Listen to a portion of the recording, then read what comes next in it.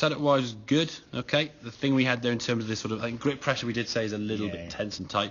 And we sort of said that trigger, okay, just loosen that grip pressure. Almost like releasing the thumbs, took the tension out of your arms, and you can control your arms a lot better. Okay. The problem you had in the takeaway, if we look at your left arm, even that waggle leg, so your hands sort of moving out towards that white line, and just basically a hinge. Yeah, exactly. It's like doing this with it and then doing this with your arms. Yeah. That's kind of your waggle there.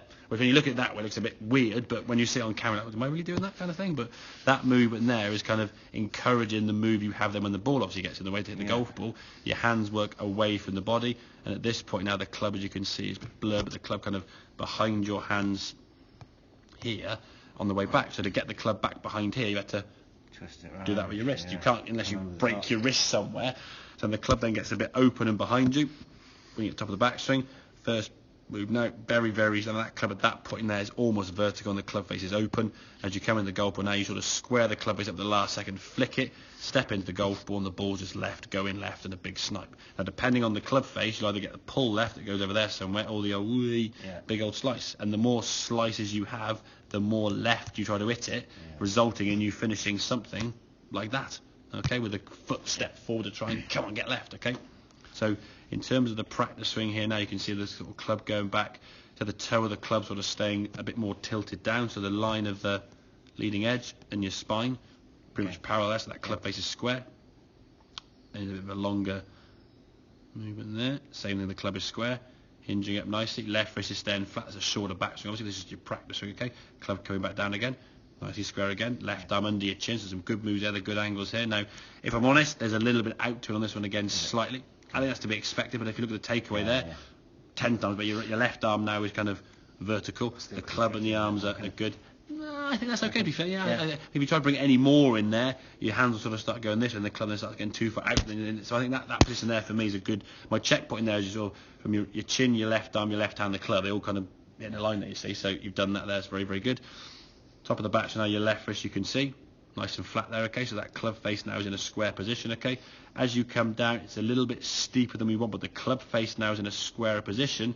As you hit the golf ball, you come back through, ball striking the screen there, and then obviously setting down towards the target with a little drift fade. Just because if we think some lines here now, if this is your target line, the red line, okay, to hit the shape of shot you want to try and hit, so fade the golf ball, so a golf ball that sort of starts 5 yards, 10 yards left, and does that kind of shape of shot, okay? The path of the golf club is there, okay? And the club face will point there. So the ball will kind of start in between path of the club and club face direction, and it will then drift if the green line is right of the blue. If the green line suddenly becomes, if I can touch this without it going to work, if the green line starts going this way, it will then obviously up to the left that way, okay? So by having a little bit out to in, that's going to give you a little bit of a fade there. It's when it starts becoming a slice, then you've got problems, okay?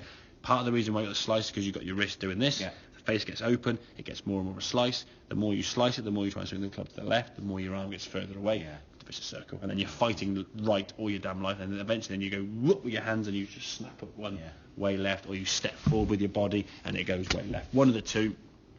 And then, of course, after whatever that does happen, then you go, oh, Christ, the last 6 hours have gone way right, and I'll go left on the next tee. Where do you aim? Oh, Christ, is that left one going to come in? There's a bunker down, there's trees down there, and you get scared of, and then you get a bit, just very hesitant and tentative, and then you start to grip it tighter.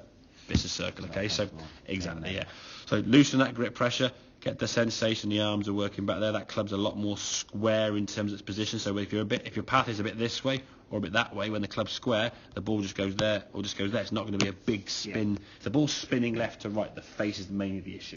Okay. If the ball's going straight left or straight right, it's more of a path issue. But most of the time, your shots are going straight and then curving off to the right there. Okay, so get that movement. Then I think when you were looser, your rhythm just looked better in your swing. I mean, speed's good. Don't worry about speed. Speed's a good thing. Okay. I don't dislike speed. We want to get some clever speed to get the ball going somewhere. It's all about shipping the ball 70 yards with a 7-iron, but you wouldn't lose a golf ball, but the golf's boring and you wouldn't score that well because it's going to be going plod, plod, plod. You got to give it a smack. But don't worry about the speed. As long as the speed is working together, your arms are connected. Happy day. So, okay, mate. Makes sense. Thank you.